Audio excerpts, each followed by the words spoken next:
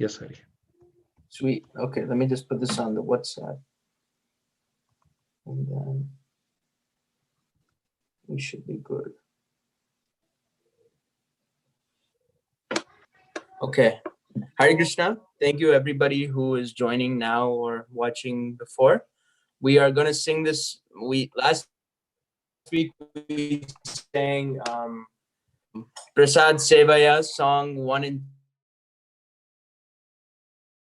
and not many people. Bhakti Thakur wrote 5 songs on Prasadam. And yes, last week we sang also Eka Dina Shantipure. One day in Shantipur, Lord Chaitanya was eating sak at Advaita's house. That was also a very nice song. So today we'll sing this. We'll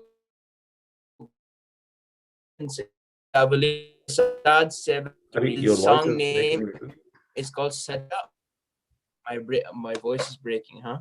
Yeah. That's the problem with the guy. Let me log in with my phone then. Oh, you're logging out? You're already host. I'll just log in with my phone again. Okay. I'll keep this one open. Yeah. Sure.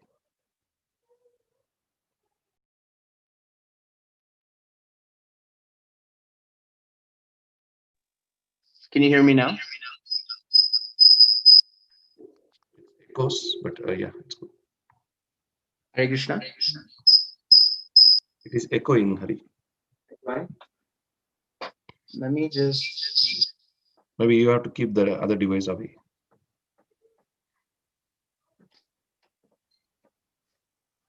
How about now?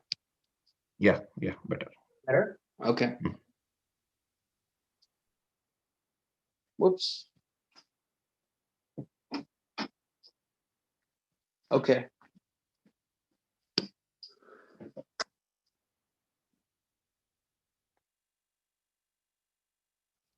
We'll sing this song 3.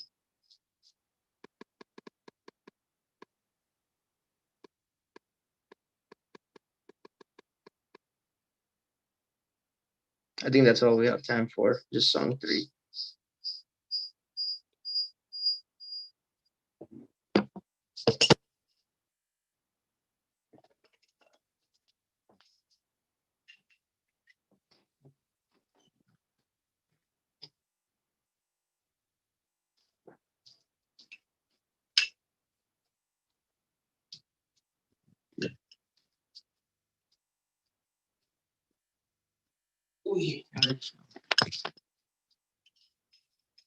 Bhairem Sachirangane Kabhu Madhavendra Puri Prabhu Sadhana Korena Bhajana Kaite Tara Ila Prema Sudurba Bole Shuno Sanyasi Ragana Mocha Khanda Pulu Badi Gali Dala Chachadi Sachi Mata Korilo Rantana Tara Shutta Bhakti Heri Bhojana Korilo Hari Shuddha Sama E Anabhyanjan Yoge Yogi Parijaha Bhoge Achabhitaha Hari Boli Kausa Bebhai Krishnera Prasad Anna Trijagat Kore Dhanya Tripurari Nache Japai Tripurari Nache Japai Jai Sri Krishna Chaitanya Prabhu Nityananda Sri Advaita Sri Vasadi Gaura Bhakta Sri Advaita Gadadhara Sri Vasadi Gaura Bhakta Vrinda Hare Krishna Krishna Krishna Hare Hare Hare Rama Hare Rama Rama Rama Hare Hare Hare Krishna Krishna Krishna Hare Hare Hare Rama Rama Ram Hare Hare. So Hare Krishna, we'll read the translations for whoever's on here. I can read the first one. Oh brothers, Madhavendra Puri Prabhu sometimes honored prasad in the courtyard of Mother Sachi. While eating, he would become overwhelmed by symptoms of ecstatic love of God. Accompanying him, O assembled sannyasis, just listen to this. Would anybody like to read number 2? Prabhu, actually, we can't see the translation. Hare Krishna? Hare Krishna, Prabhu, can you hear? Yes. We can't hear the screen, the translation. We are seeing the Zoom screen. Yeah, I put my thing in there. Let's check this. Let me get it.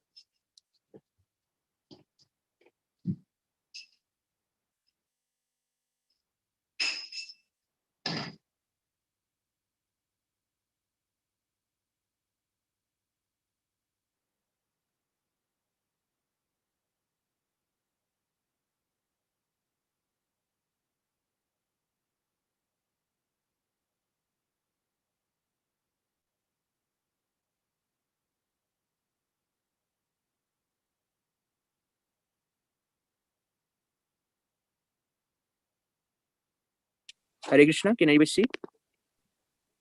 No, now the screen is not even visible. Let me try again.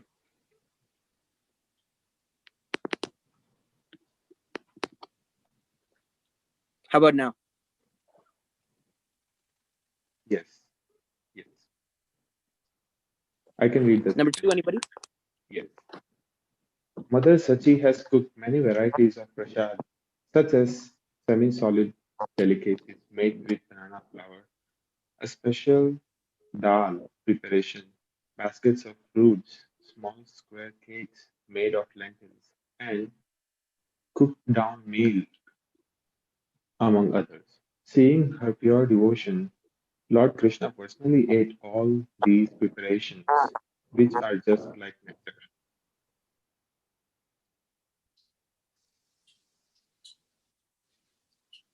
Number 3, anybody?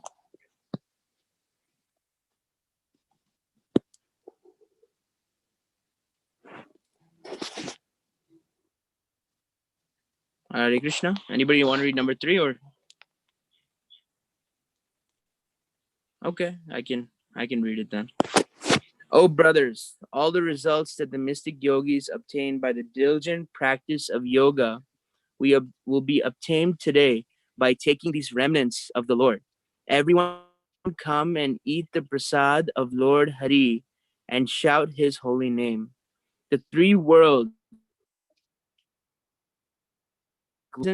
Lord Krishna, even Lord Tripurari, Lord Shiva, dances in great joy on obtaining that prasad.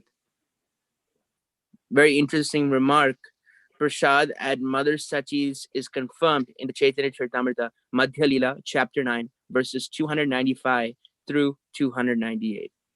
Hare Krishna. Anybody else? Have any reflections on this song?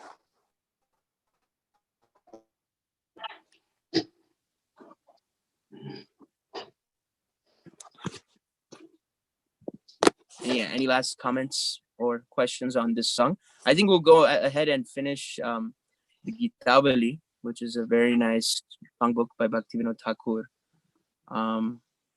Anything else?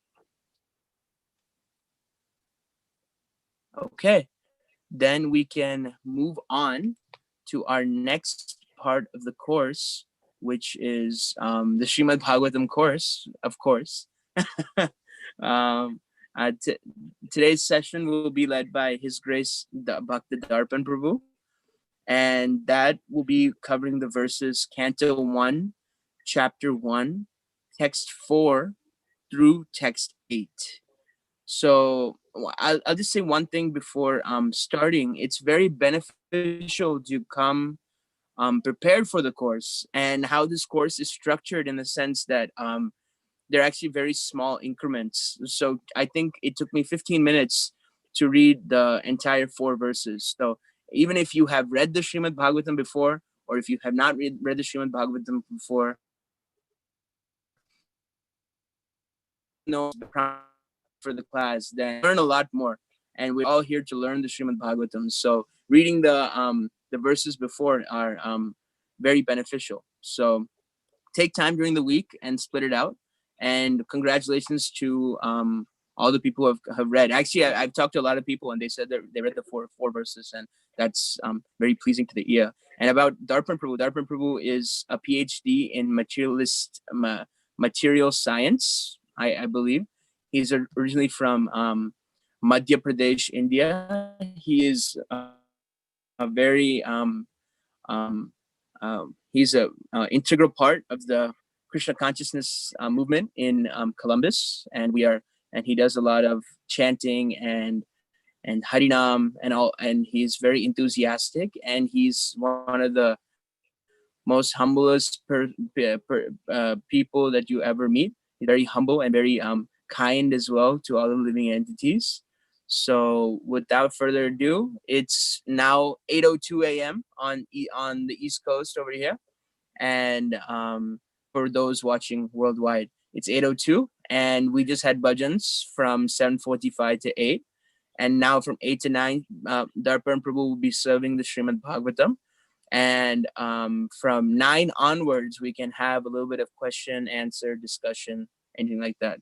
So Darpan Prabhu, you can take over from here. Hare Krishna. Thank you so much, Hari Prabhu, for that wonderful introduction as well. So first we will start with the Jai Radha Madhavan song, and then we'll start with some prayers, and then we'll go to the lecture.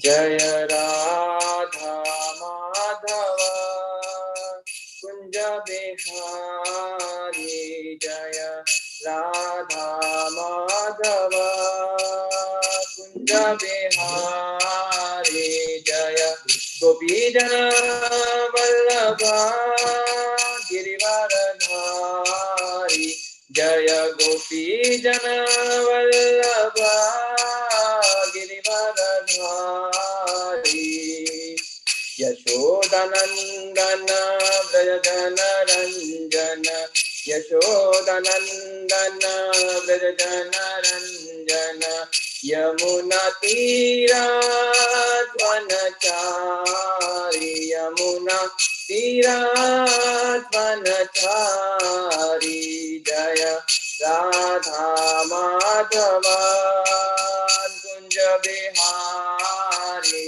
Jaya Radha Madhava Kunja Bihari, Jaya Gopijana Vallabha Girivaradhari, Jaya Gopijana Vallabha Girivaradhari, Yashodanandana Vrajana Ranjana, Yashodanandana Vrajana Ranjana, Yamuna Tira Dvanachari, Yamuna Tira Dvanachari, Jaya Radha Madhava Kunja Bihari, Jaya Radha Madhava Kunja Bihari.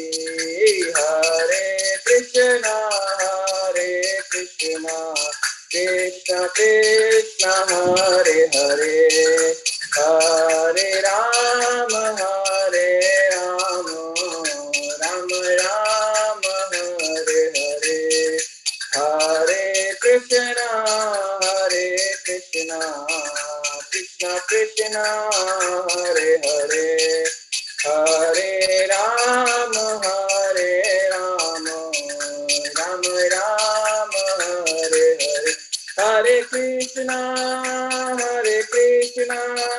Krishna Krishna Hare Hare, Hare Rama Rama Rama Hare Hare. Jaya Radha Natvar Sri Radhe, Jaya Giri Govardhan, Jaya Giri Govardhan, Jaya Giri Govardhan, Jaya Vrindavan Dham, Jaya Jagannath, Jaya Jagannath, Jaya Baladeva, Jaya Subhadra Mai, Jaya Gaurani Tai, Jaya Gaurani Tai, Jaya Patita Pavan Gaurani Tai, Jaya Prabhupada, Jaya Prabhupada, Jaya Prabhupada, Srila Prabhupada, Jaya Gurudeva, Jaya Gurudeva, Jaya Gurudeva, Jaya Gurudeva. Hare Krishna everyone. Before starting, we'll chant some prayers. That is auspicious prayers to start anything. Before that, we should chant these prayers. Om Ajnanatimirandasya Jnananjana Shalakaya Chakshur Unmilitam Yena Tasmai Shri Guruve Namaha. Shri Chaitanya Manobhishtam Sthapitam Yena Bhutale Swayam Rupam Kadamayam Dadati Swapadantikam Vandeham Shri Guru Shri Yuta Padakamalam Shri Gurum Vaishnavamischa Shri Rupam Sagrajatam Sahagana Raghunathavitam Tam Sajivam Sadvaitam Sadvadutam Parijana Sahitam Krishna Chaitanya Devam Shri Radha Krishna Padan Sahagana Lalita Shri Vishakhanvitamischa. He Krishna Karuna Sindhu Deenbandhu Jagatpate Gopisha Gopika Kanta Radha Kanta Namostute. Tapt Kanta Gaurangi Radhe Vrindavaneshwari Vrishabhanu Sute Devi Pranamami Hari Priye. Vanshkalpatarubhishya kripa sindhubhya eva cha patitanam pavanebhyo vaishnavebhyo namo namaha. Shri Krishna Chaitanya Prabhu Nityananda Shri Advaita Gadadhar Shivasadi Gaur Bhakta Vrinda. Hare Krishna Krishna Krishna Hare Hare, Hare Rama Rama Rama Hare Hare. Hare Krishna everyone. So am I allowed to share the screen, Prabhu?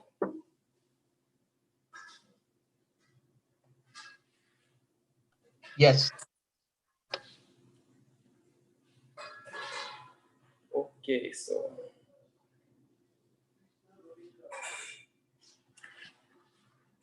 before starting our Shravanam Saturday class, we'll say Om Namo Bhagavate Vasudevaya. Om Namo Bhagavate Vasudevaya. Om Namo Bhagavate Vasudevaya. Hare Krishna everyone. So this is Shravanam Saturday session organized by Hari Prabhu every Saturday. So, and then we are reading Srimad Bhagavatam in sequence. Today we would do Srimad Bhagavatam verses 4 to verses 8. Before starting, I want to just spend 5 minutes in a quick recap, because it's really nice to learn what we have studied in the previous classes. So, do anyone remember what we learned for the first verse about? What was the first verse about? Do anyone have any clue? Anyone About wants Krishna. What was the first verse about? The first verse was about Krishna, the glories to Krishna. Very right. So the first verse of Srimad Bhagavatam is about Krishna, explaining the position of Krishna as the Supreme Personality of Godhead. I will give a quick read for the translation as well here. So it says, O my Lord, Sri Krishna, son of Vasudeva, O all-pervading personality of Godhead, I offer my respectful obeisances unto you. I meditate upon Lord Sri Krishna because he is the absolute truth and the primeval cause of all causes, of the creation, sustenance and destruction of the manifested universe. He is directly and indirectly conscious of all manifestations, and he is independent because there is no such cause beyond him. It is he only who first imparted the Vedic knowledge unto the heart of Brahmaji, the original living being. By him, even the great sages and demigods are placed into illusion, as one is bewildered by the illusory representations of water seen in fire or land seen on water. Only because of him do the material universes, temporarily manifested by the reactions of three modes of nature, appear factual, although they are unreal. I therefore meditate upon him, Lord Sri Krishna, who is eternally existence in the transcendental abode, which is forever free from the illusory representations of the material world. I meditate upon him, for he is the absolute truth. So here in the first verse of Srimad Bhagavatam, we learned in the previous class that Krishna's supreme position is described, how he is the absolute truth. The second verse of Srimad Bhagavatam was about why we should read Srimad Bhagavatam. It was to tell us the importance of understanding Krishna. Why is it so important to understand Krishna? And then in this, I'll just read the second verse quick, and then I'll tell you that Srimad Bhagavatam, as we learned from the last class, was compiled by sage Vyasa. So completely rejecting all religious activities which are materially motivated, this Bhagavat Puran propounds the highest truth, which is understandable by those devotees who are fully pure in heart. The highest truth is in reality is distinguished from illusion for the welfare of all. Such truth uproots the threefold miseries. This beautiful Bhagavatam, compiled by the great sage Vyasadeva in his maturity, is sufficient in itself for God realization. What is the need of any other scripture? As soon as one attentively and submissively hears the message of Bhagavatam, by this culture of knowledge, the Supreme Lord is established within the heart.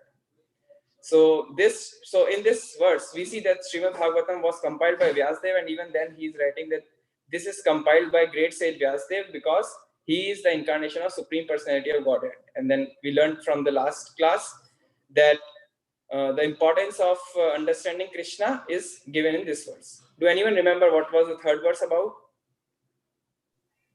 It was about Invitation It was to the read. invitation to read. Yeah. Right. It was the invitation to read Srimad Bhagavatam.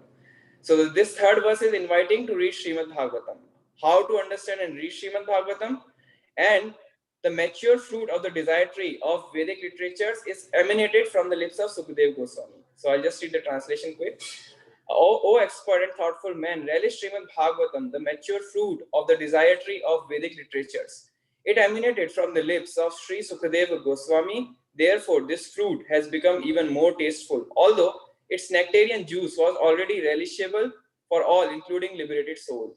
And now you could see that I actually highlighted few points, few words here. In the second verse, I highlighted compiled, and in the third verse, I have highlighted emanated from the lips of Sukadeva Goswami. So basically, sage Vyasadeva compiled the Srimad Bhagavatam, and the first recitation of Srimad Bhagavatam was done by Sukadeva Goswami. That's what the purport says. So now we'll start with the today's class. So it's from 1.1.4 to 1.1.8.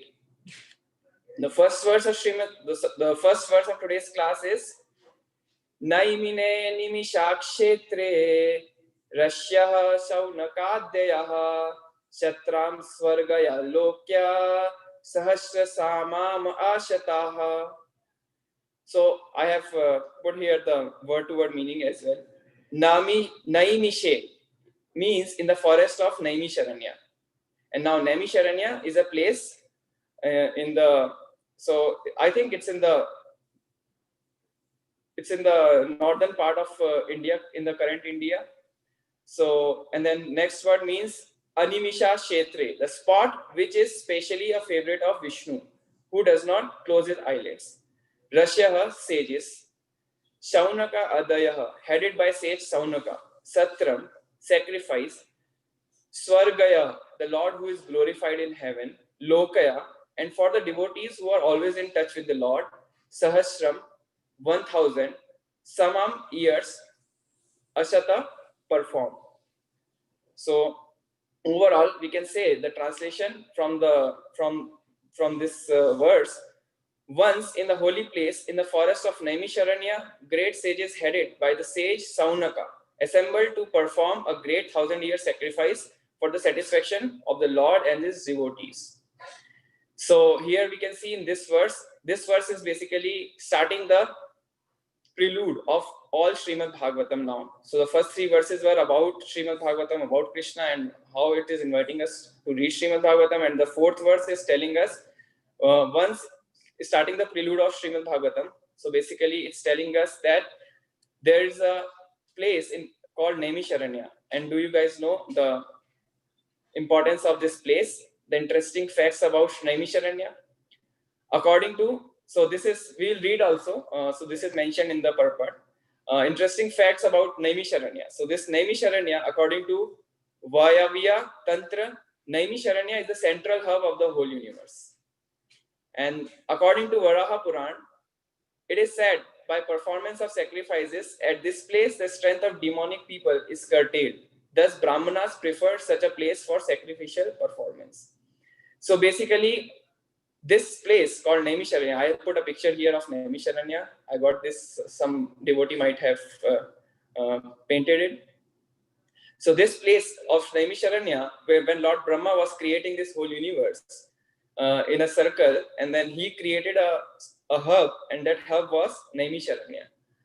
Basically, all the sages, they gather at such places, which is a place of auspiciousness to do sacrifices to the Lord Vishnu, and this is the place. So in the first verse it says, once in a holy place in the forest of Nami Sharanya, great sages headed by sage Saunaka. And who is sage Saunaka we will see in the later slides, and assembled to perform a great 1000 year of sacrifice for the satisfaction of Lord and his devotees. So these sages are very much concerned about the human society. Therefore, even on their inconveniences, they do various sacrifices. And then this is a 1000 year of sacrifices, and this is done for the satisfaction of Lord Vishnu and his devotees. Let's see what we have in the next slide. So we have seen the first recitation of Srimad Bhagavatam was done by Srila Sukadeva Goswami. So, and the reference I gave in the recap in the 1.1.3. And then in this verse, Prabhupada writes in the purport that this verse, it was repeated by Srila Sutta Goswami in Nami Sharanya in front of all the sages, and the sages are headed by sage Saunaka. So the 4th verse was saying sage Saunaka was heading the whole sages, and then Srila Sutta Goswami is actually reciting the Srimad Bhagavatam there. So basically, who are these two people? Let's just see.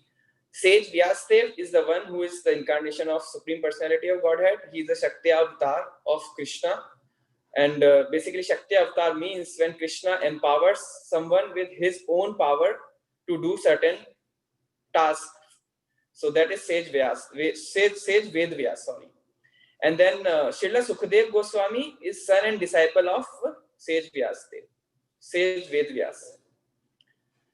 And then who is Srila Sutta Goswami? Sutta Goswami is basically the disciple of Srila Sukadeva Goswami. And we can see who is the father of Suta Goswami. So the father of Suta Goswami is Romharshana Suta, and Romharshana Suta is also described in other chapters of Srimad Bhagavatam. We will find him in the 10th canto. And who is Romharshana Suta? He is the disciple of sage Vedvyas.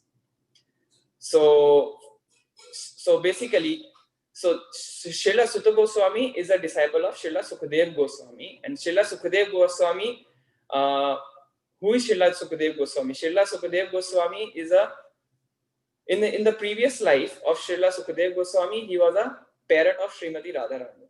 And you could see Srila Sukadev Goswami comes in the further chapters of Srimad Bhagavatam, where he is reciting Srimad Bhagavatam to Maharaj Parikshit. And in this occasion, Srila Suta Goswami was present along with his father to hear Srimad Bhagavatam from Srila Sukadev Goswami.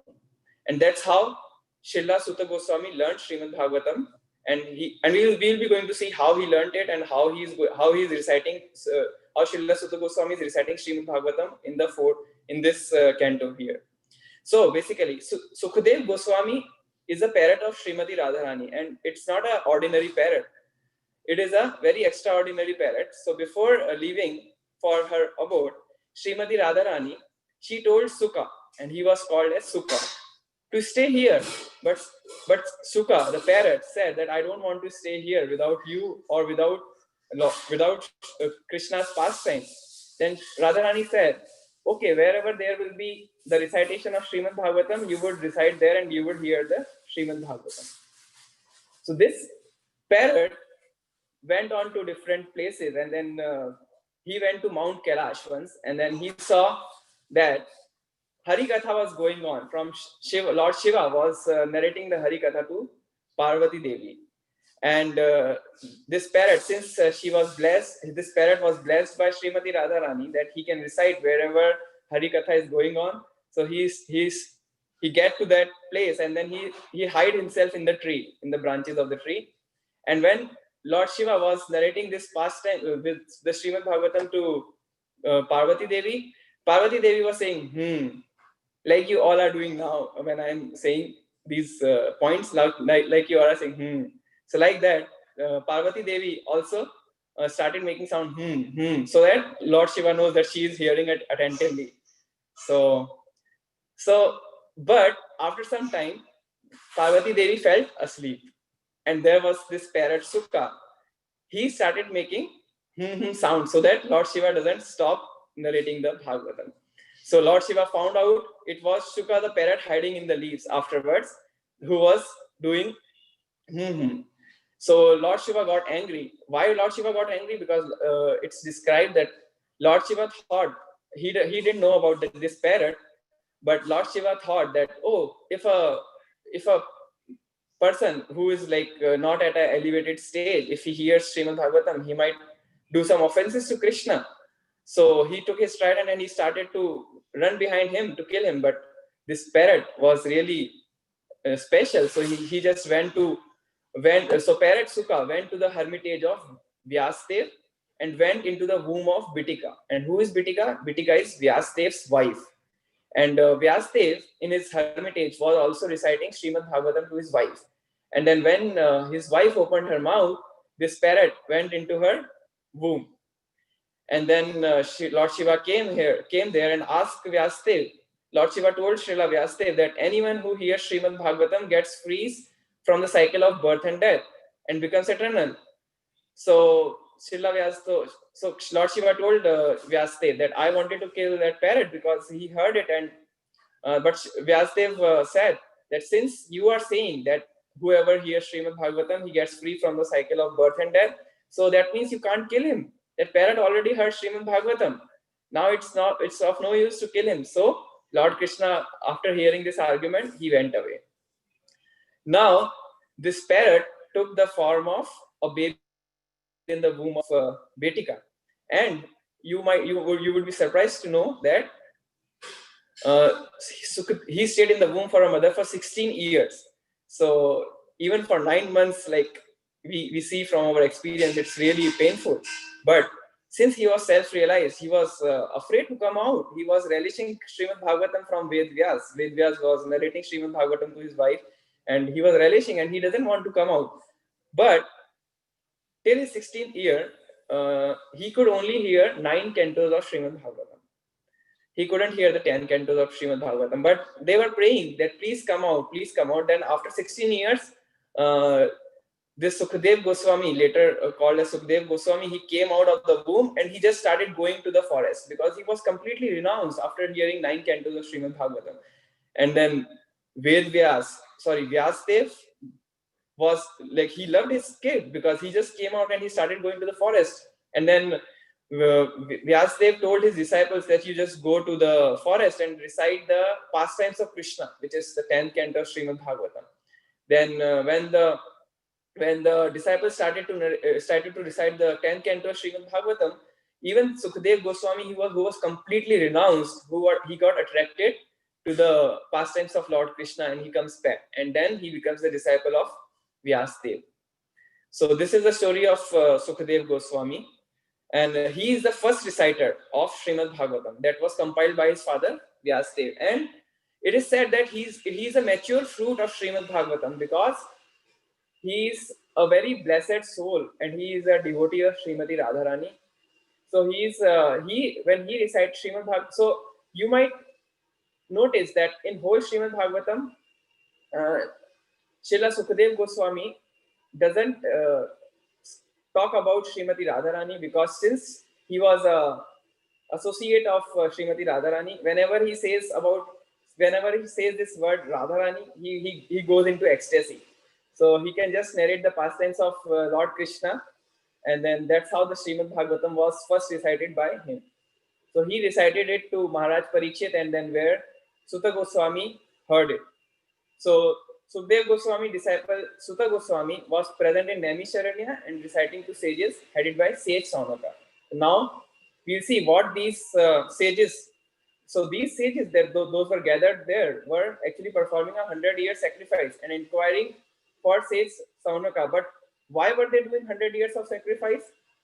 They are all devotees of Lord Vishnu, and as I said, all the devotees of Lord Vishnu are always concerned about general mass of people, and they offer all kinds of sacrifices for Lord Vishnu's or Lord Krishna's pleasure.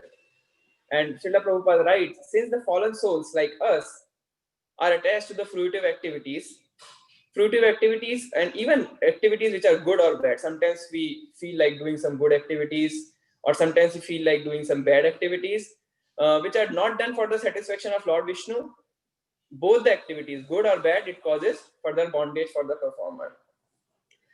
So basically, Prabhupada says in the purport that if you water the roots by serving Lord Vishnu or Krishna, all the plants would be nourished. Just like when I serve from my mouth, when I serve food to my stomach, all my body is nourished. I don't have to serve my own hand, or I don't have to serve my leg. If I just serve my stomach. Similarly, if you serve Lord Vishnu, if you serve Lord Krishna in all your activities, all the things would be automatically nourished. And there is an example in one of the pastimes of Krishna, when Kunti Devi was cooking food for some sages who were trying to visit Kunti Devi, and then there was no food left, and then they thought, what should we do now?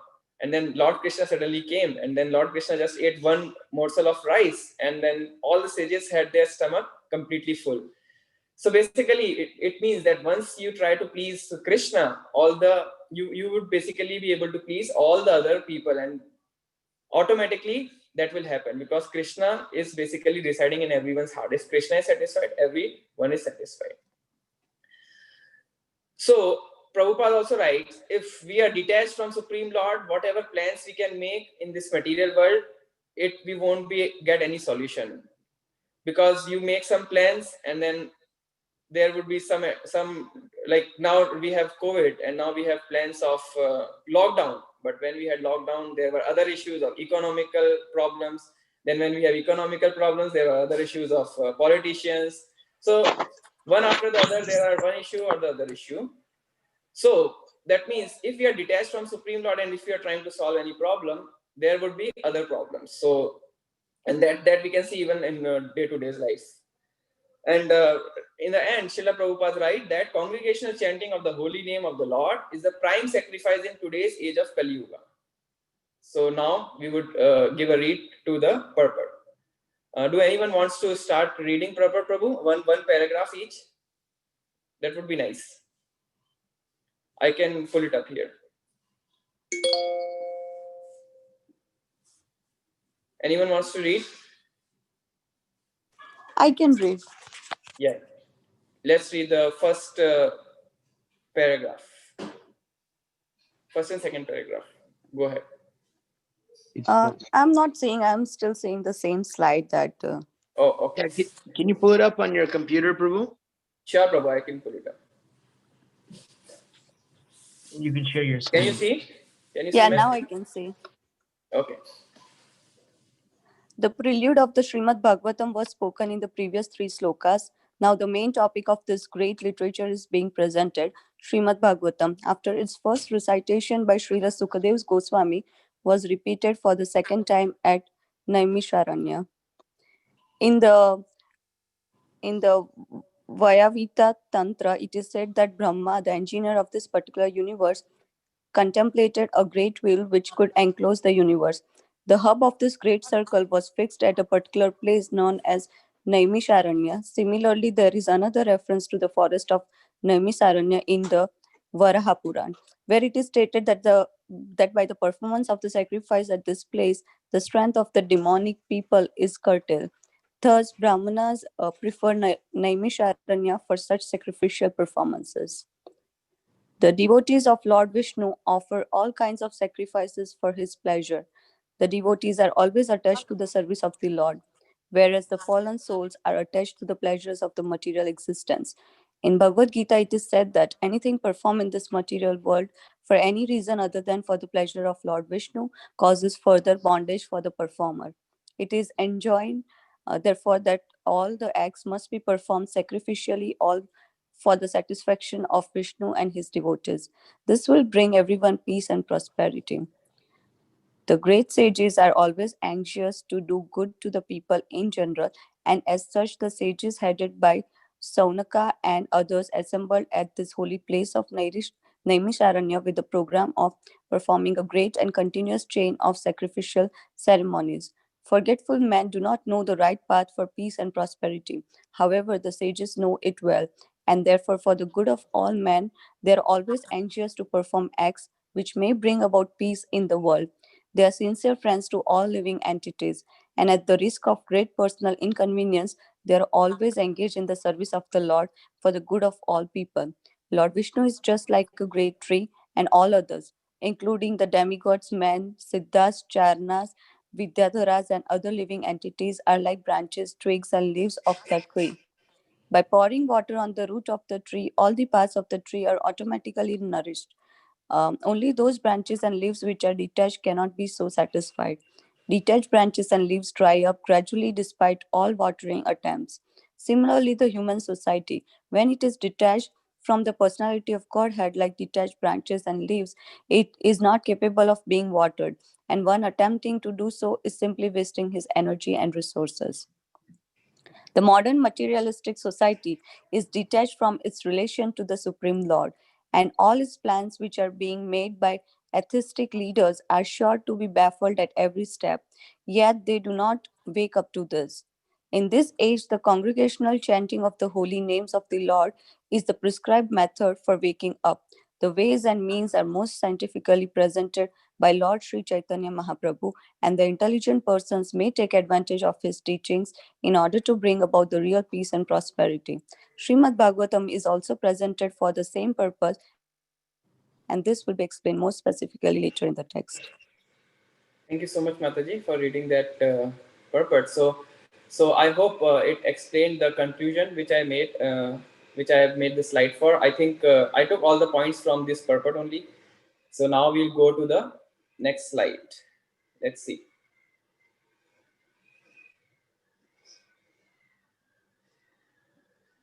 So the next verse, we'll read the next verse now. Ta ekadatu munayah prataurhuta hutaganayah Satkritam Sutam Ashinamam Paprachur Idam Adarata. So the word to word meaning is te, the sages, ekad, one day, two, but munayah, sages, pratah, pratah means morning, pratah, huta, burning, huta agyah, the sacrificial fire, satkritam, due respects, sutam, Sri Suta Goswami, seated on Ashinam, paprachuha, made inquiries, idam, on this as follows, adarata, with due regards. So we read the whole purport, which says, one day after finishing their morning duties by burning a sacrificial fire and offering a seed of esteem to Srila Suta Goswami, the great sages made inquiries with great respect about the following matters. So this verse says that now they have Suta Goswami and they have offered him the seat of esteem, and then they are making the inquiries. But we read about Sukadev Goswami in the previous verse, but how did Srila Suta Goswami became the reciter of Srimad Bhagavatam? We will be going to see that first.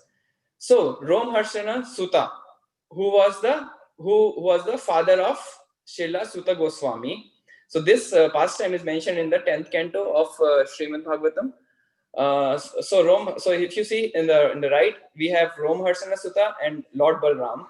So he was reciting Srimad Bhagavatam, and then there were all the sages present, and then Lord Balram comes to that spot, and basically Rom Harsana, so everyone stood, all the sages who were hearing Srimad Bhagavatam, they stood because Lord Balram is none other than the Supreme Personality of Godhead.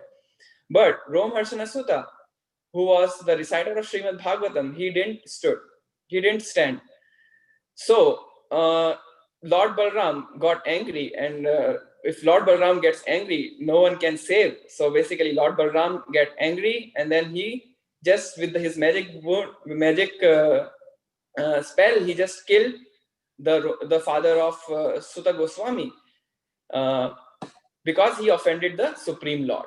So we should remember that we should pay respect to the Supreme Lord, and more important than paying respect to Supreme Lord is paying respect to Lord Balram, because Lord Balram is the person who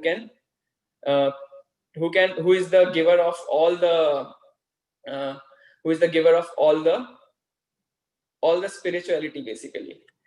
So he was killed on the spot. So you might ask me this question: why? So he was a great reciter of Srimad Bhagavatam and he was a disciple of Ved Vyas. Why did Lord Balram kill him on the spot?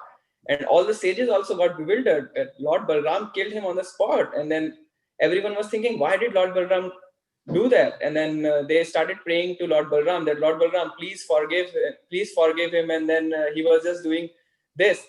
So Srila Prabhupada writes in one of the other place that if a person who are fallen, like we are all fallen, at least I can say for myself. So basically, when we are fallen, at that point, we can, if we do some mistakes, Krishna basically forgives. But if we are at a position where we have taken the position of a spiritual master or if we have taken the position of reciting Srimad Bhagavatam as a spiritual master, at that point we can't do any mistake. So if we do mistake at that point, then. But at that point, since everyone prayed to Lord Balram, so Lord Balram gave benediction and blessings to his son, Suta Goswami. And therefore, with the blessings of Lord Balram, Srila Suta Goswami became the next reciter of Srimad Bhagavatam. And therefore, we can conclude here this one more point, that without Lord Balram, there can be no question of any success in spiritual life. So, and then the purport, we would read this in the purport, that morning is the best time to hold spiritual services, Prabhupada writes, and we see in this verse as well, all the sages start to serve Suta Goswami in the morning, because morning is the best time to hold spiritual services like chanting Hare Krishna Mahamantra or reading Srimad Bhagavatam. All these things if can be done in the morning is amazing. If not, we should do it at the other time as well. But at least you should do it any time of the day. Reading Bhagavatam. Yeah, it's Srimad Bhagavatam. A kid is reading Srimad Bhagavatam. So in the second few sentences, Prabhupada write that all bona fide representative of Sri Vyasadeva in the chain of disciplic succession are to be understood to be Goswamis. And Goswamis, who are Goswamis? Goswami means those who restrain from all their senses.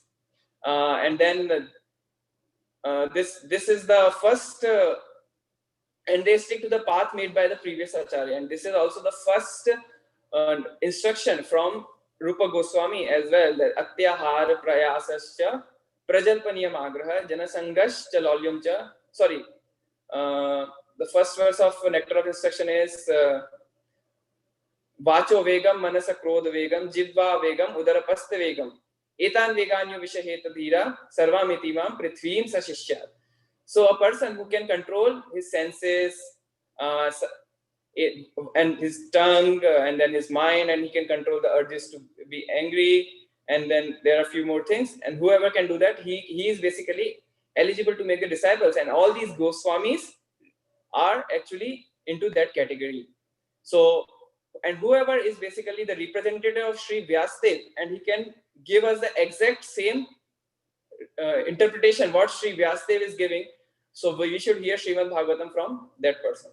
So the second point which we learned from this purport, we will read that we should hear Srimad Bhagavatam from authorized sources and people. And then if we have any questions, we can ask questions, but not in a challenging spirit. We should ask in a humble way just to know. So we should ask ourselves, if we are asking some question, is it a question to challenge the other person, or is it the question to ask because I want to know about it? And even then, one should ask not in a challenging spirit, but in a very humble mood.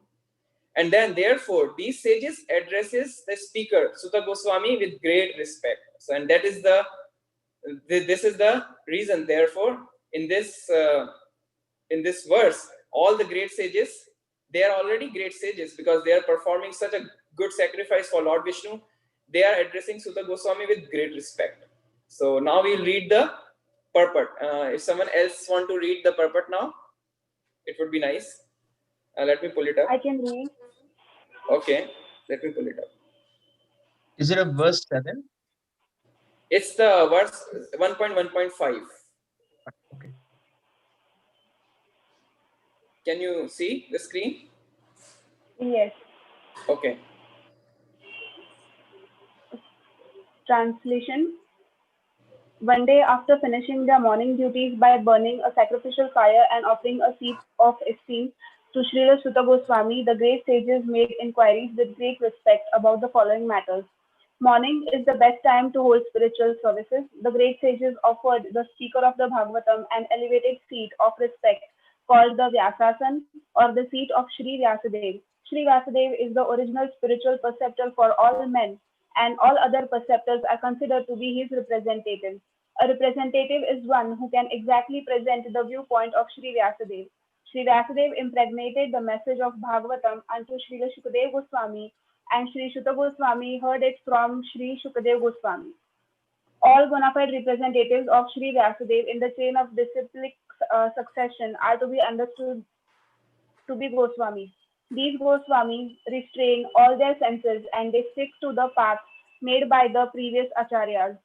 The Goswamis do not deliver lectures on the Bhagavatam capriciously. Rather, they execute their services most carefully, following their predecessors who delivered the spiritual message unbroken to them. Those who listen to the Bhagavatam may put questions to the speaker in order to elicit the clear meaning, but this should not be done in a challenging spirit. One must submit questions with a great regard for the speaker and the subject matter. This is also the way recommended in the Bhagavad Gita. One must learn the transcendental subject by submissive oral reception from the right sources. Therefore, these sages addressed the speaker Sutta Goswami with great respect. Thank you. Thank you so much for reading, Mataji. So basically, I hope that it cleared the points which I concluded after reading this purport. since this is a study, so we should we should all try to make some other points as well. If you have different points, you can share it with me. It would be nice. I can put it on the slides for all of you. I can share these slides afterwards. So yeah, let's go to the next verse of Srimad Bhagavatam. Srimad Bhagavatam 1.1.6. Rashaya uchuha tvaya kalau puranani sethi hasani chanagaha akhyatanya api adhitani dharma shastrani yani utaha. So word to word meaning, Rashaya, the sages, Ucha, said, Tvaya, by you, Khalu, undoubtedly, Puranani, the supplements to the Vedas with illustrative narrations, Sa Itihasani, along with the histories, Cha, and Anaga, freed from all vices, Akhyati, explained, Api, although, Adi, Tani, well read, Dharma Shastrani, scriptures given right direction to progressive life, Yani, all these, Uta said. So we'll read the translation. The translation says, the sages said, respected Sutta Goswami, you are completely free from all vice. You are well versed in all the scriptures famous for religious life, and in the Puranas and the histories as well, for you have gone through them under proper guidance and have also explained them. So in this verse, Sutta Goswami, so it says that the sages are saying to Sutta Goswami that you are completely free from all vice. And then what are the four major vices of Kaliyuga? So the four major vices of Kaliyuga are illicit connection with women, animal slaughter, intoxication, and speculative gambling of all sorts. So basically in our Krishna consciousness movement, we all are supposed to follow these four regulative principles. There should be no illicit relationship, no meat eating. So basically no meat eating automatically covers no animal slaughter, because it says that even if a person is engaged in just eating or just helping the people who are doing animal slaughter, he gets the same amount of sin what the person who is actually slaughtering the animal is getting. So in our Krishna consciousness movement, we try to restrain from eating meat. So that's how we try to basically refrain from this second major vice, which is animal slaughtering. And then third point is intoxication in any form, like alcohol, smoking, or other forms like tea, coffee are also a different sort of intoxication, because it basically hampers the natural state of mind and it is not good for spiritual practices. So basically we try to restrain from intoxication, and then speculative gambling of all sorts. So these four vices are not good in spiritual life, and all the sages are saying that respected Sutta Goswami, he is completely free from all vice because he has the blessings of Lord Balram and he is the disciple of Sukhadev Goswami. So one can assimilate the knowledge of the revealed scriptures only by hearing and explaining. So all the sages are trying to hear from Sutta Goswami, and Prabhupada writes that only by two major processes one can have a great spiritual progress, and those two processes are Shravanam and Kirtanam. And these two processes are the most important process for progressive spiritual life. And as we all know, that Shravanam and Kirtanam also means reading Srimad Bhagavatam, chanting Hare Krishna, and hearing. Shravana means hearing, and Kirtana means singing the glories of Krishna. So basically, we should refrain from doing prajalpa. Prajalpa means unnecessary talks, which does not which is not important for the progressive spiritual life. We should try to refrain from prajalpa. So yeah, let's just read the purport before we move ahead. I'll share the 1.1.6. I hope it's good for all of you. Someone else want to read now? Yeah, I can read the book. I can read the book. Okay. Yeah. So 1.1.6, right? Yeah. Okay. Translation. The sages said, respected Suta Goswami, you are completely free from all vice. You are well versed in all the scriptures famous for religious life, and in the Puranas and the histories as well, for you have gone through them under proper guidance and have also explained them. Purport. A Goswami, or the bona fide representative of Srila Vyasadeva, must be free from all kinds of vices. The four major vices of Kaliyuga are 1. Illicit connection with women, 2. Animal slaughter, 3. Intoxication, 4. Speculative gambling of all sorts. A Goswami must be free from all these vices before he can dare sit on the Vyasasana. No one should be allowed to sit on the Vyasasana who is not spotless in character and who is not freed from the above mentioned vices. He not only should be freed from all vices, but he must be well versed in all revealed scriptures or in the Vedas. The Puranas are also parts of the Vedas, and histories like the Mahabharata or the Ramayana are also part of the Vedas.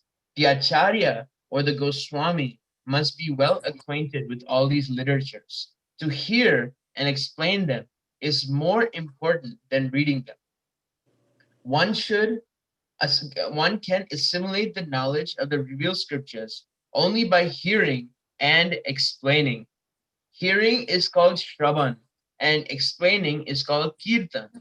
The two processes of Shravan and Kirtan are of primary importance to progressive spiritual life. Only one who has properly grasped the transcendental knowledge from the right source by submissive hearing can properly explain the subject. Hare Krishna. Thank you so much for reading that, Hari Prabhu. So I hope that it covers all the points which I made. If there are a few extra points which you have, it would be amazing if you can note those points and then we can discuss those points at the end of our discussion today. And then now let's just move to the next verse. It's Srimad Bhagavatam 1.1.7.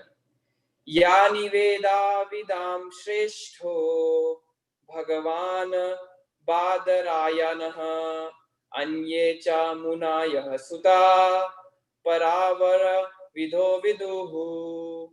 Word to word meaning: Yani, all that, Veda Vidam, scholars of the Vedas, Shrestha, senior most, Bhagavan, incarnation of Godhead, Badarayanaha, Vyasadev, Anye, others, Cha, and Munaya, the sages, Suta, O Suta Goswami, Paravara Vida, amongst the learned scholar, one who is conversant with physical and metaphysical knowledge, Vidu, one who knows. So I'll read the translation of the purport. The translation. Being the eldest learned Vedantist, O Suta Goswami, you are acquainted with the knowledge of Vyasadev, who is the incarnation of Godhead, and you also know other sages who are fully versed in all kinds of physical and metaphysical knowledge. So all the sages headed by Shaunaka Muni are saying this to the sage Suta Goswami, that you are acquainted with the knowledge of Vyasadev. And who is Vyasadev? Here it is again mentioned that all the sages know that the Vyasadev is the incarnation of Godhead. And secondly, and they are saying that you also know other sages who are fully versed in all kinds of physical and metaphysical knowledge. So since Suta Goswami is a disciple of Sukhdev Goswami, they are referring to him as well as his god brothers. There are many other disciples of Sukhdev Goswami and even Vyasadev. So let's see. The Srimad Bhagavatam is a natural commendation on the Brahma Sutra. So this whole Srimad Bhagavatam is basically the full commentary on Brahma Sutra, and then it is called natural because Vyasadev is author of both Vedanta Sutra and Srimad Bhagavatam. So Ved Vyas or Vyasadev is credited as the organizer of all the Vedas as well as Puranas. And I'll just try to point out what is the meaning of Vedas. Vedas means code of conduct, and it is basically instruction manual for living entity, how to live and basically make your life successful.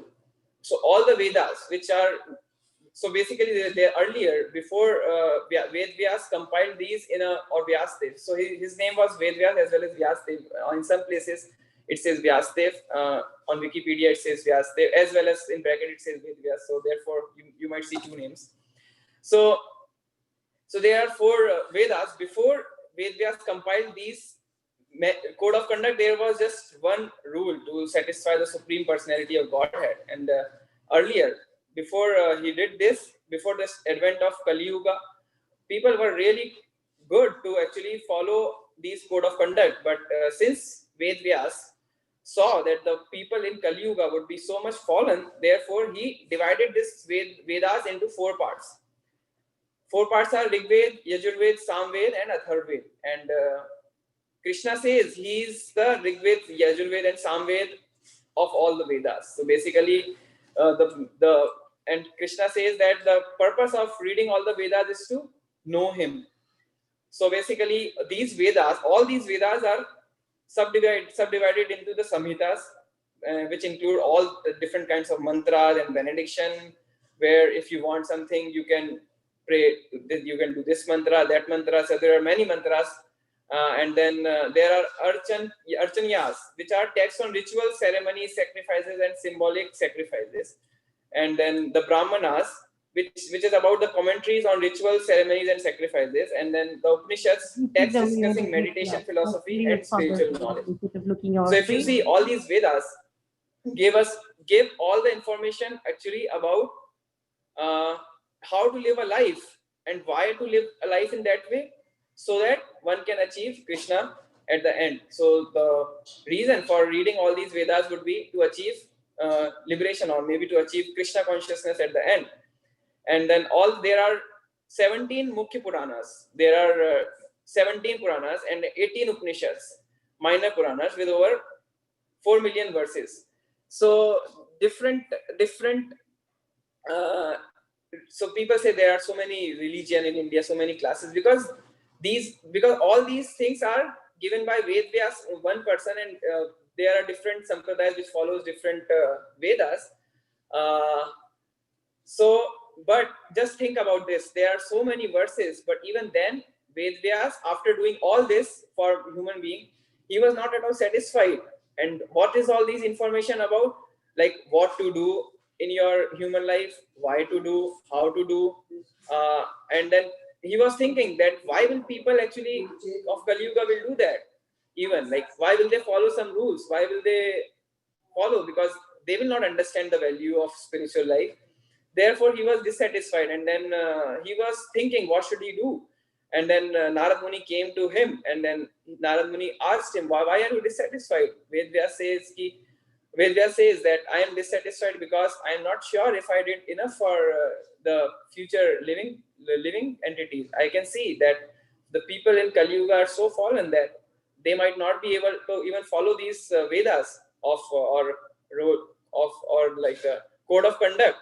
Therefore, Narad Muni says that you wrote all these information about how to do to achieve that destination and to achieve Krishna consciousness, but you haven't talked about Krishna. So you should just talk about Krishna, the Supreme Personality of Godhead. And therefore, one Mahapuran he gives is Srimad Bhagavatam. And then just think about this. So I can say this from my experience.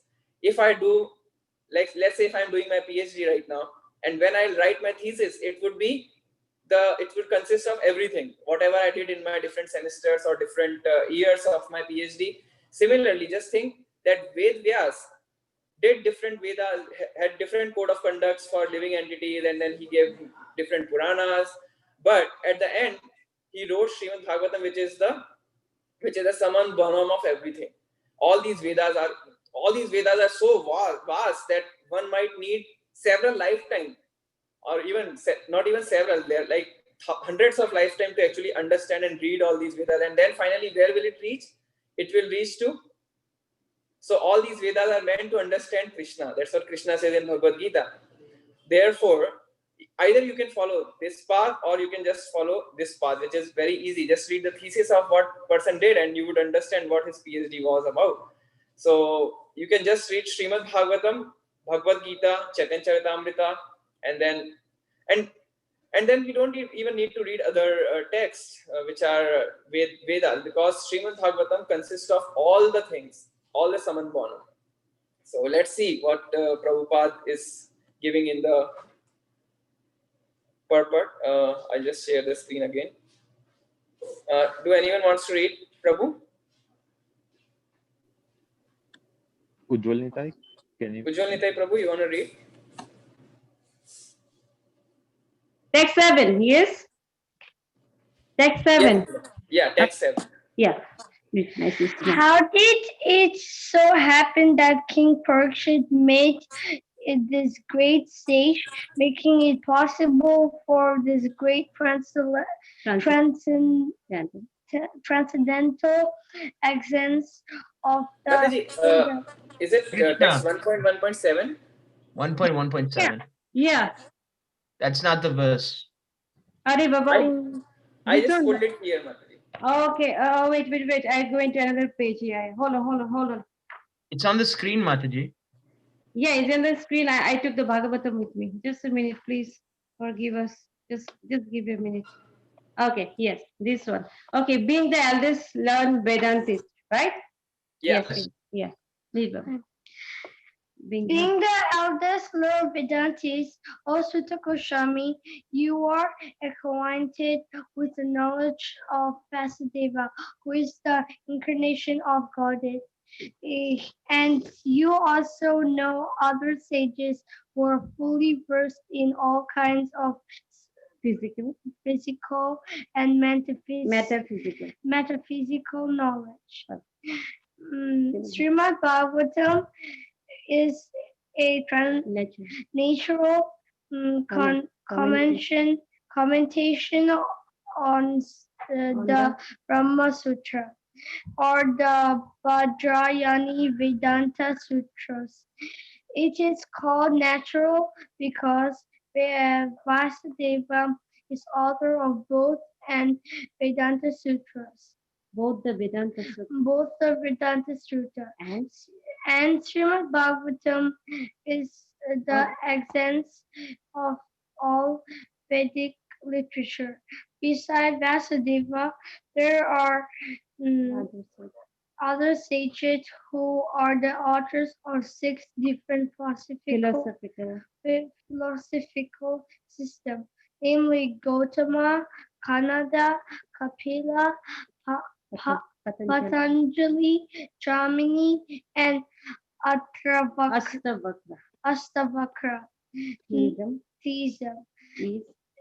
Theism is explained completely in the Vedanta Sutra, whereas in other systems of philosophical speculation, practically no mention is given to the ultimate cause of all causes. One can sit on the Vasasana only after being cognizant of all in all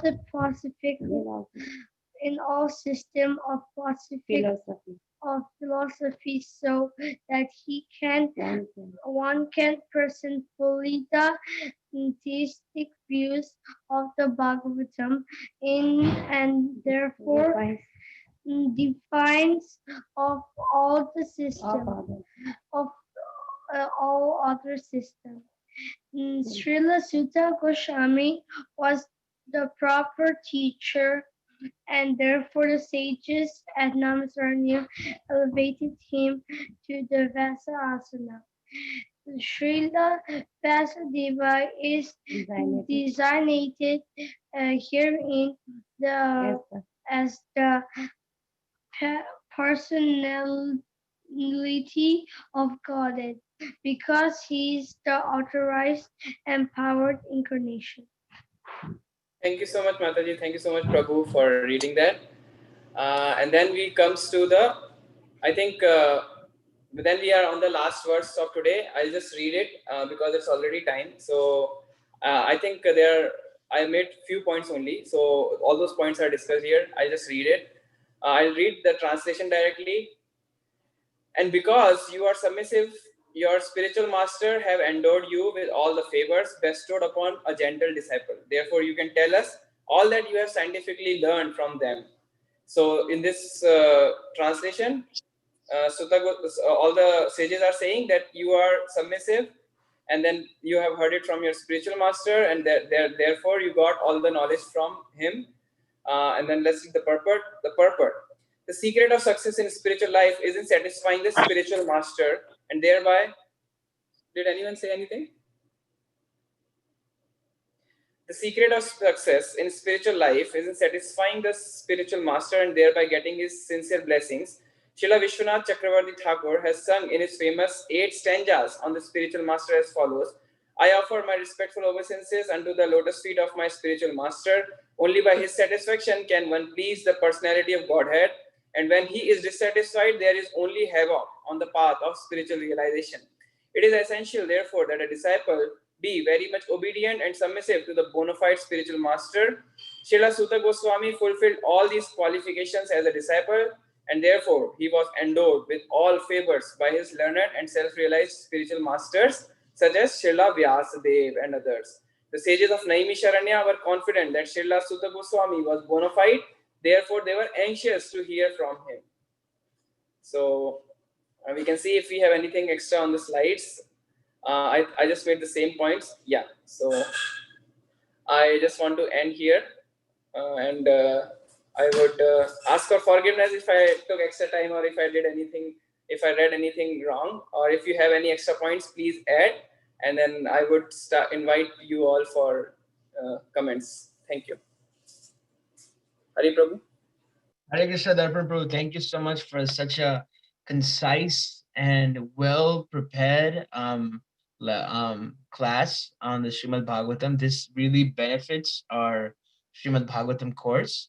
If anybody has any questions, they may at this time on YouTube or on Zoom, they may either type the question into the chat box or they may raise their hand and they can unmute themselves in order. Hare Krishna. You can go ahead right now. Hare Krishna, Darpan Prabhu. Thank you so much, Prabhu. Can you hear me? Yeah, I can hear you, Prabhu. Thank you so much, Prabhu, for the wonderful presentation. It was so precise, and all the points highlighted were just right on. So thank you so much. One comment I had while I was reading before the class, I was also discussing this with Hari, where Prabhupada is mentioning that how one who is qualified only they can sit on Vyasasan, and whoever is sitting on Vyasasan is supposed to know all the Puranas like Mahabharata, Ramayana, and all pastimes of the Lord.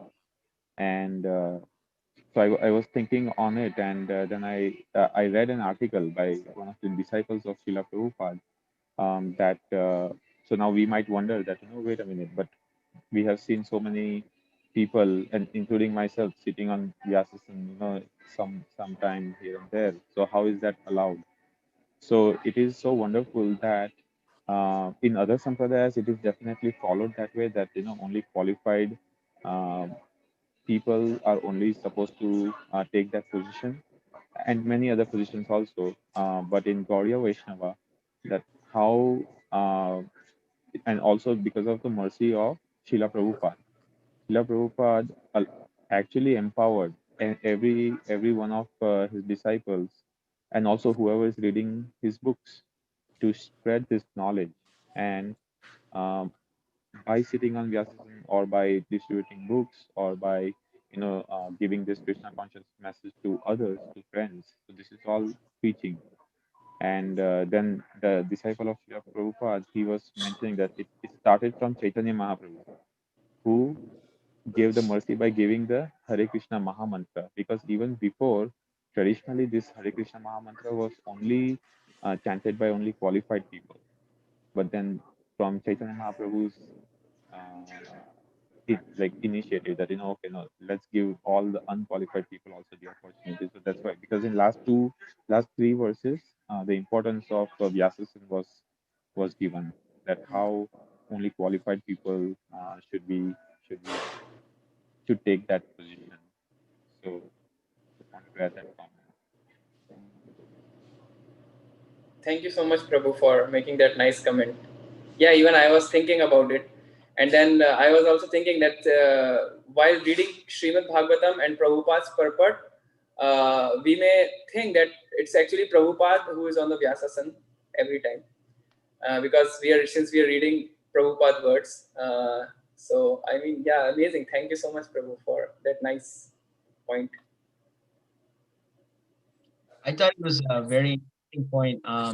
We're just free sharing now, but I thought it was a very interesting point that that Prabhupada is giving such a big emphasis in that purport to verse 6. He's saying that to explain and to hear. He's translating kirtan as there's kirtan, and as we know, kirtan is as music, of it's not really music if you think about it, but it's like glorifying the Lord.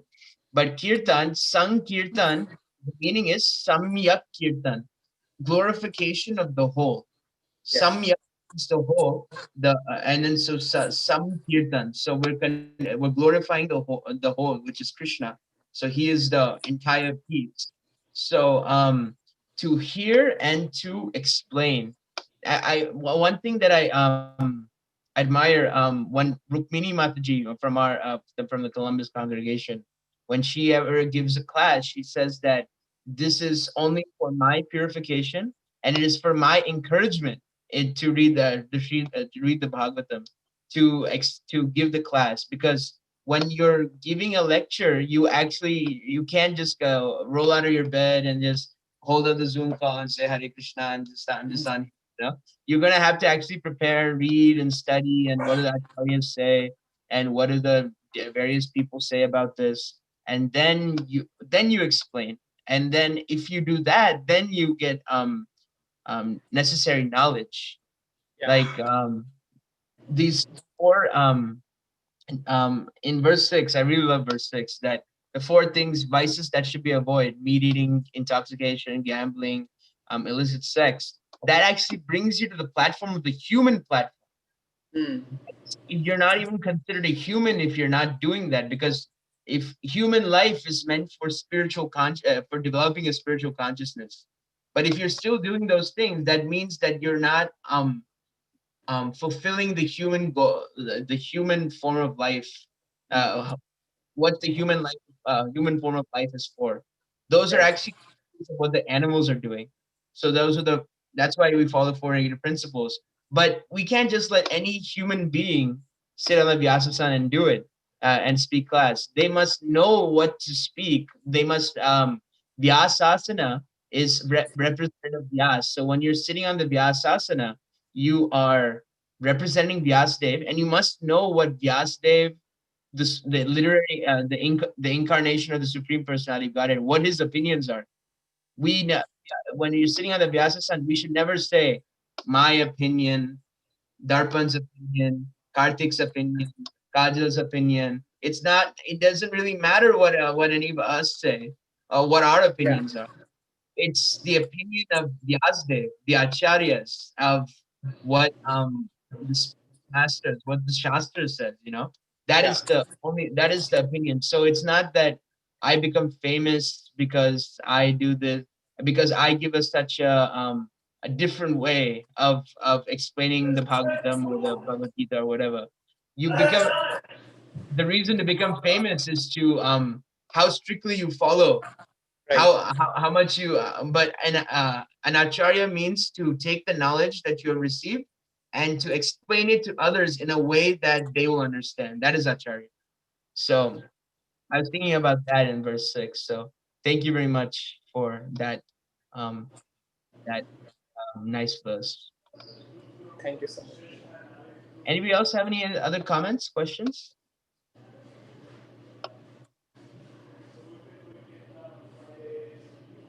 I Thank you. can ask if nobody has any. Hare Go ahead, Krishna.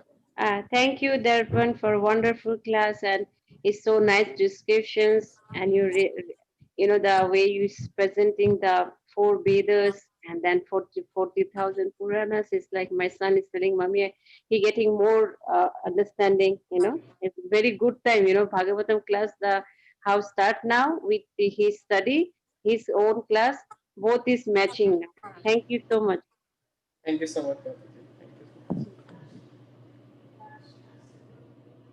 Prabhu, if I may make one more comment on text 4, it's mentioned that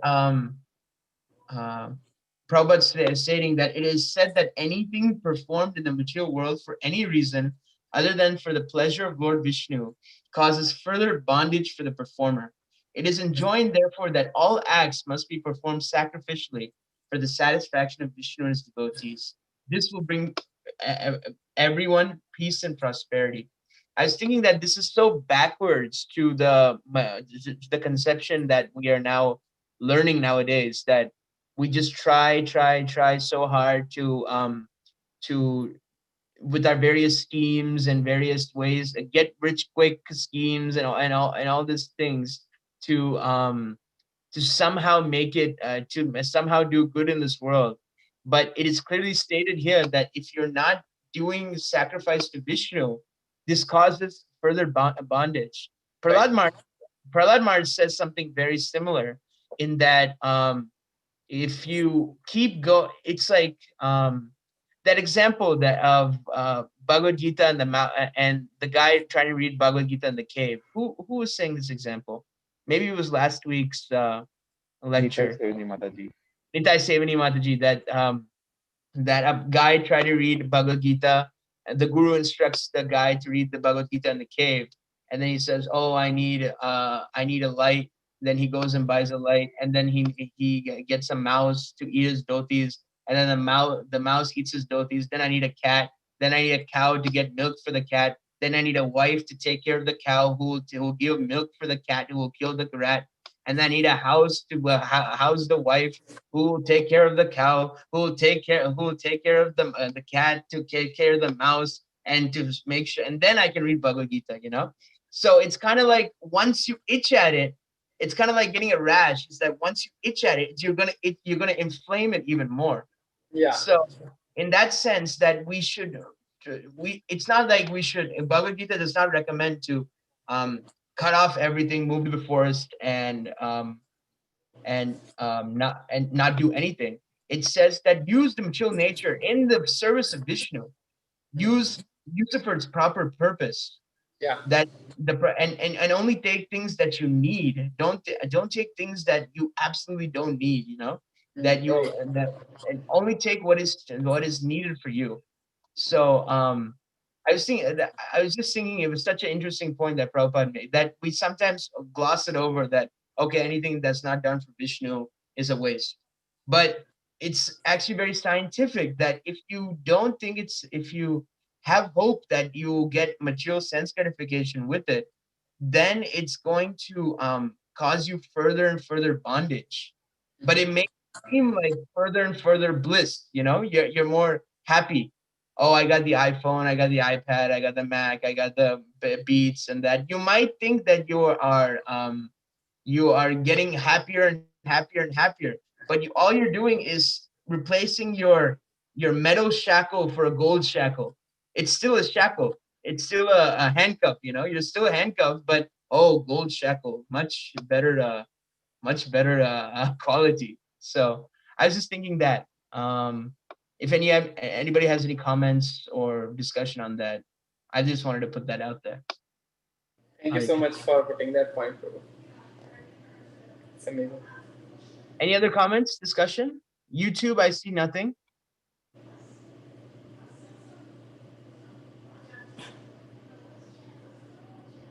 Prabhu, can I ask for one clarification? Sure.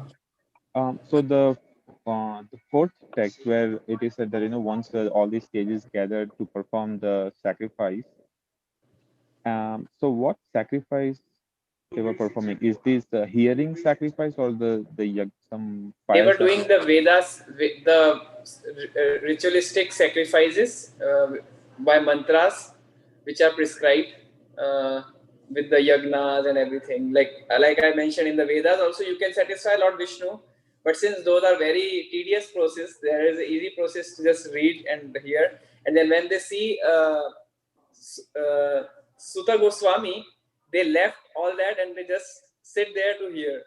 So that is the thing. If you have other sacrifices going on, and when you get a chance to hear Srimad Bhagavatam, you can just think, okay, this is the perfect thing to do right now by taking the examples from all these sages. So yeah, they were doing the, I think, sacrifice which are just mentioned in the Vedas for the satisfaction of Lord Vishnu. Thank you. Initially, I thought they were there for getting doing the most good for the world. Yes. And then Sutta Goswami comes and says, serve Krishna and serve Vishnu instead. Yeah. They were there. I think they were there for some karma kanda type of things, and then Sutta Goswami came and purified them. This is my understanding, what I've heard, but yeah, I think Sutta Goswami came and then he changed it up. Last comments before we close for today. Richa Mataji, Hare Krishna. Continuing on your comment, it was also mentioned somewhere that they specifically chose that place because it was the place where Brahmaji designed universe, and also it was free from all the demonic vibes probably. So even the environment that we are praying in, that we are in, also matters in what we are actually putting forward. So just wanted to add to that. Thank you so much. Thank you. Yeah, there's a saying in English. Your tribe follows your vibe follows your tribe. So whatever association you're in is that vibes. It gets your vibes. So very important point that it's better to do things in a good place rather than a very bad place. So there's all success in it. That's true. Maybe the effect gets amplified a bit. Yeah. Nami Sharanya. Where is Nami Sharanya? It's in Uttar Pradesh? Yes, it's in Uttar Pradesh. Uttar Pradesh. Wow. It says it's place of Lord Vishnu. Or if you search it on Google, it will say place of Lord Vishnu still. Nice. Yeah.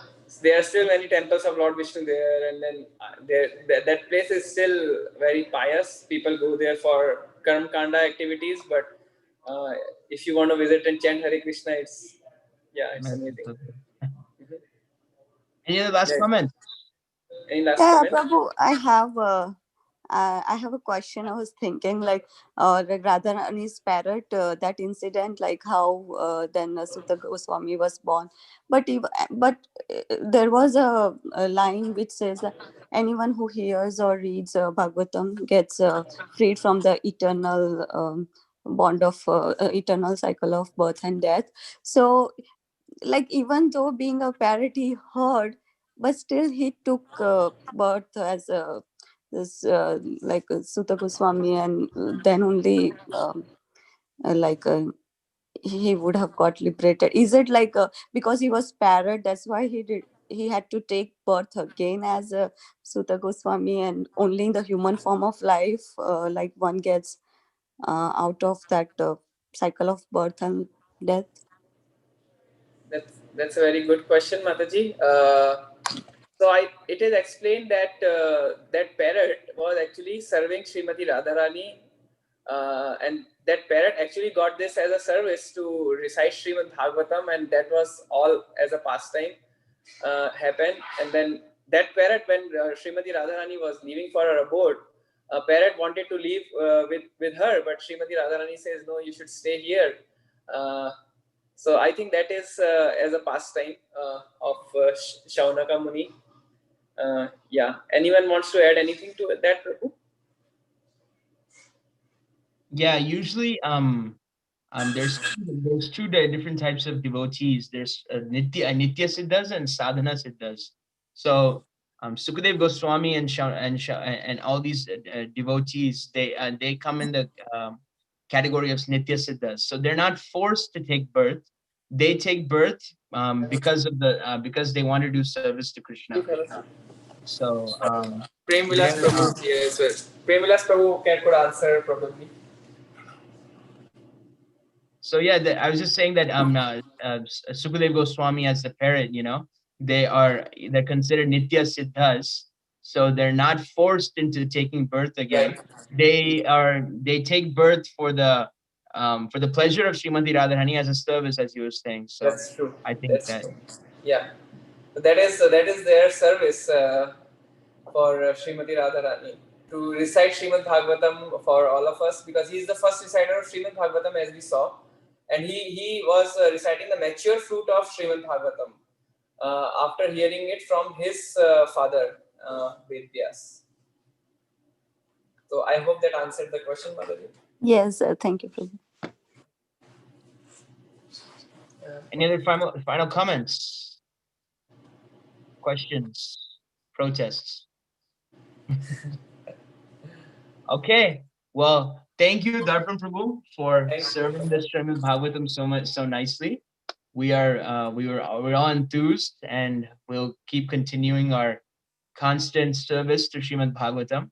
Next week we are going to cover the entire first chapter, finish the rest of the first chapter, verse 9 to verse 23, and we have His Grace Arjun Sakha Prabhu from Seattle, who is the brother of Amarinder Prabhu. He will be serving the class that week, and we'll be speaking about the 6 questions of Srimad Bhagavatam. The 6 questions the sages pose upon Sutta Goswami. So please read those verses. It's not too big, so split it up between the week, and I think we can all get through it. We can all get through it together. And message on the group. I'm gonna work on finishing the SoundCloud today and getting everything uploaded from the last couple weeks. And if anybody has any questions, message me in the group or message Alec or Darpan or whatever. So thank you again, Darpan Prabhu, for serving the class. His Divine Grace, Srila Prabhupada ki jai. Srimad Bhagavatam ki jai. His Grace, Darpan Prabhu ki jai. Hari Bol, Hari Bol, Hari Bol.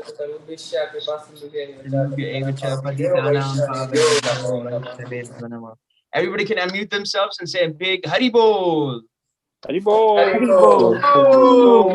Thank you so much. Hari Bol. Hare Krishna. Thank you, everyone.